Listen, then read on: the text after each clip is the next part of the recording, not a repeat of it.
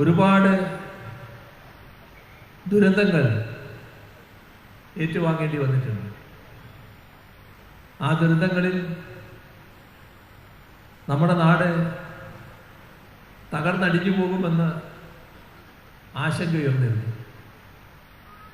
അത്തരം ഘട്ടത്തിലാണ് ഇത്തരം പ്രശ്നങ്ങൾ നേരിടുന്ന സംസ്ഥാനത്തെ കേന്ദ്ര ഗവൺമെൻറ് സഹായിക്കേണ്ടത്. നമുക്ക് ആ സഹായം നിർഭാഗ്യവശാൽ ലഭിച്ചില്ല.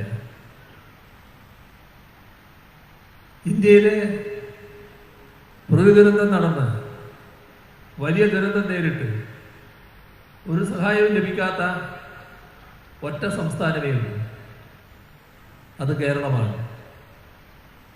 മറ്റെല്ലാവർക്കും സഹായം ലഭിച്ചിട്ടുണ്ട്. വാർത്തകളിലൂടെ നാമും മനസ്സിലാക്കിയ കാര്യമാണ്. ഇവിടെ നമ്മുടെ ദയനീയ സ്ഥിതി മനസ്സിലാക്കി കേരളത്തെ സഹായിക്കാൻ ചില രാജ്യങ്ങൾ മുന്നോട്ട് വന്നു. അപ്പോൾ കേന്ദ്ര ഗവൺമെൻറ് ഞങ്ങൾ സഹായം സ്വീകരിക്കില്ല എന്ന് പറഞ്ഞു. ഇതും കേരളത്തിലുണ്ടായ ദുരനുഭവമാണ്. ഇന്നത്തെ പ്രധാനമന്ത്രി ഗുജറാത്ത് മുഖ്യമന്ത്രിയായിരിക്കുന്ന കാലത്ത് അവിടെ ഉണ്ടായ ദുരന്തം, ആ ദുരന്തം രാജ്യത്തിൻ്റെയും രാജ്യത്തിന് പുറത്തു നിന്നുമുള്ള സഹായം സ്വീകരിച്ചുകൊണ്ടാണ് പിന്നീട് അവിടെ നിർമ്മാണ പ്രവർത്തനങ്ങൾ നടന്നത്. അതിന് നേതൃത്വം കൊടുത്തയാളാണ് അന്ന് മുഖ്യമന്ത്രി എന്ന നിലക്ക് നരേന്ദ്രമോദി.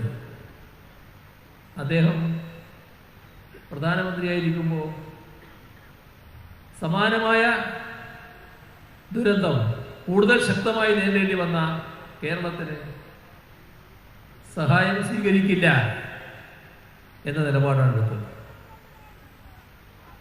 ഇതനുഭവിച്ച നമ്മൾ ഇപ്പോൾ കാണുകയാണ്, മഹാരാഷ്ട്രയിൽ അവിടെ ഈ പറയുന്ന ദുരന്തത്തിൻ്റെ ഭാഗമായി സഹായം ഏറ്റുവാങ്ങാൻ അനുമതി കൊടുക്കുന്നുണ്ട്.